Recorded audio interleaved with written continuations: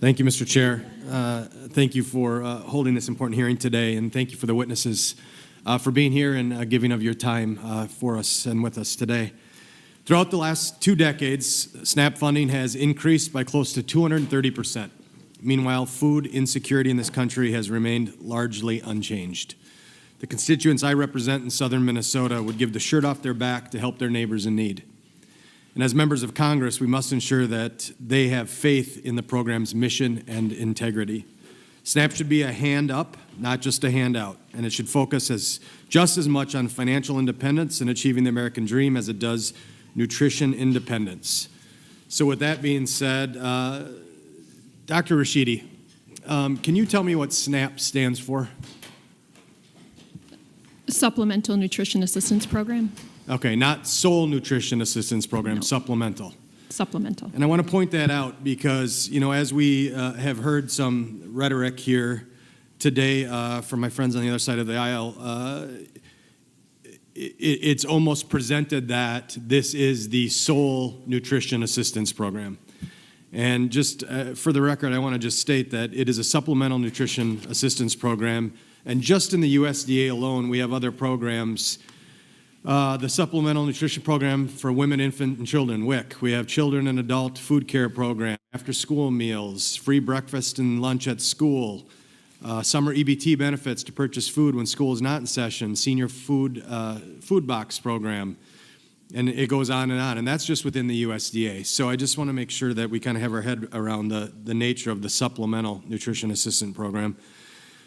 In your testimony, Dr. Rashidi, you talked about waivers, and that has been an issue that we kind of have seen members from my side my side of the aisle take a very strong position on, and members on the other side have different views on this. Just a couple thoughts that I'd like you to share with us. So, citing the USDA's information, 75% of ABAWDs on SNAP have no income.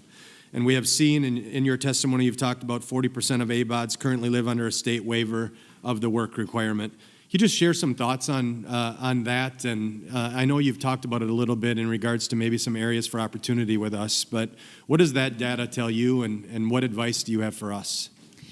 Yeah, I think looking at those data, we're talking about individuals who have no dependents in their household to support, who have not been determined to be disabled or have some other medical exemption, and who are prime age. So I think most people have an expectation for themselves and others who fit that category that employment is realistic and should be their best path to provide financial resources into their household.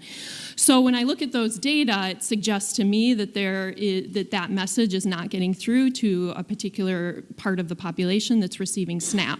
And there could be reasons for that, but I think that is something SNAP should pay attention to, and states should be aware of that, and they should do everything that they can to try to connect those individuals to employment, because again, we talked about it earlier, there's not only financial benefits to employment in terms of resources in the household, there's also so many non-financial benefits, and the only realistic way out of poverty and towards upward mobility is employment for for that population. So, Dr. Rashidi, help me understand this. So the average age of the U.S. farmer is 58 years old.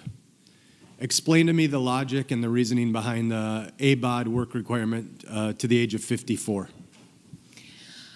That's a difficult thing to explain. I'm not sure if the age requirement necessarily aligns with logic about what we expect from people from working. I think it largely is somewhat arbitrary. I think that people generally are expected to work until retirement age, which we could debate what that is, but it's around 65 or even higher. Many people work at that age. So yes, I think that age cutoff is fairly arbitrary.